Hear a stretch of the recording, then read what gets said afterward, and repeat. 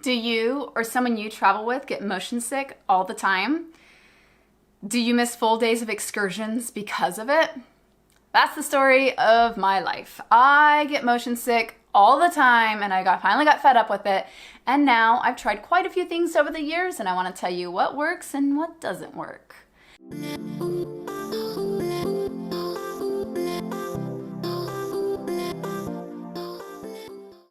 Hey guys, it's Tina with Wonder with Intent. So this is going to be take 2 of my video because the first video I recorded while on a road trip and it turned out awful. So here I am again to give you guys a better quality video.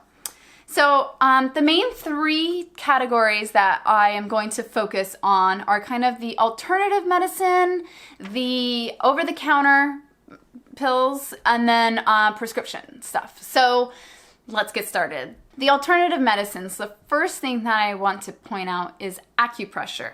So acupressure works in a way that you put pressure at certain circulatory points in the body, and this helps reduce ailments. For nausea, this pressure point is right here.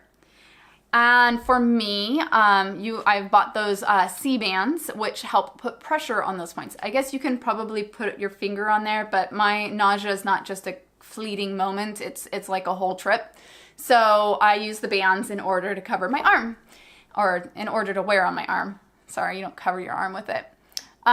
Hasn't really worked well for me, and I've tried it on a cruise as well as a road trip, and I couldn't tell any difference with them on or off, but there are plenty of people who swear by them and think they are amazing, so they may work for you. They're cheap, so you can always try them and see if they work. The next thing is kind of ginger and peppermint. So these two work very similarly by helping kind of prevent or reduce current nausea based out of the stomach. Ginger, I use ginger whenever I travel. I take it when I first start traveling, and then if I ever have any kind of nausea start to sneak up, I take another ginger candy, and I'm usually fairly good. Peppermint hasn't worked for me, but it's supposed to work in the same way, it just doesn't work for me. Okay, the next category is going to be the over-the-counter medications. So the first over-the-counter medication I'm going to talk about is antihistamines. Antihistamines help by turning off that part of the brain that gets nauseous, and they're fairly easy to find since Benadryl's everywhere. And so you can easily pop a couple of those. They work for me for mild, maybe moderate nausea, but not serious conditions. Then there's going to be Dramamine. Dramamine it works really well. It also shuts off the part of the brain that causes nausea or that triggers nausea. But it is a very drowsy drug. So if you have to be alert and aware if you're driving or anything like that, then this might not be the right option for you because it really, really kicked me on my butt. I would take this as a kid all growing up, and sure, I never got sick, but I don't remember driving 600 miles to our family's house at any point in time. I just don't remember any of it, so it knocked me out. Then the next thing is Bonine. Bonine is the less drowsy version, which is good. The less drowsy is a better option, but it still has some drowsy. You notice that I said less. I was very diligent about those words. The less drowsy, I still have to drink caffeine in order for me to stay awake, and that helps to keep me awake. It does work really well. It does say use 1 pill every 24 hours. I have to use 1 pill every 5 hours in order for it to work effectively for me. Okay, the next category is going to be the prescription medications. The first one I'm going to talk about is highly recommended. It is the scopolamine patches. These are patches you wear behind your ear, and they work really good at just churning off the nausea and the motion sickness. It stops motion sickness in its tracks. However, there are some side effects associated with this. The side effects include sleepiness, dry mouth, sore throat, blurred vision, disorganized thinking, among a whole other list of options, and as well as nausea coming off of it. I think my power just cut off. Oh God, it just jumped back on.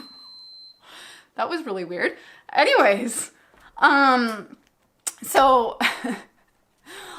me, I experienced all those side effects, everything. I am a side effect queen. I always get the side effects of all drugs. So that one I got all of the side effects, and it was really miserable coming off of it and getting sick, and so I will never use those again.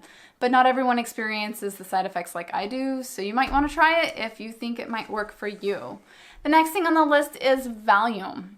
Valium works also by shutting off the nausea from the brain level, and it works fairly well.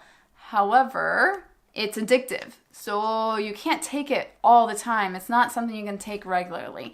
So this is a last-ditch effort option. If you're going to throw up and there's nothing gonna stop, this is something that'll stop that in its tracks. Same with Zofran. Zofran's the same kind of thing. It will stop your nausea in the tracks. It's used for pregnant people as well as people who are going through chemotherapy. I have tried both. I can't really tell much difference between the two, so I think either one would work just fine. So what works for me? All right, well, I usually start taking my Bonine the night before I travel, and then the morning of, and then I take it every 5 hours from there on out. And this helps probably 90% of the time, and totally my go-to way of keeping my nausea at bay. Then I also have ginger candy, and like before I hop on the plane or jump on the boat, I suck on some ginger candy. If I start to feel a little queasy, I have another ginger candy. The ginger candy is really good with that mild nausea. It really helps kind of cut that out for me. But then sometimes it doesn't work, and when it doesn't work and the Bonine's not working, then I have to jump on to the Valium, and Valium is my go-to in order to cut off my nausea. So that's what works for me. I want to hear from you guys though. What works for you?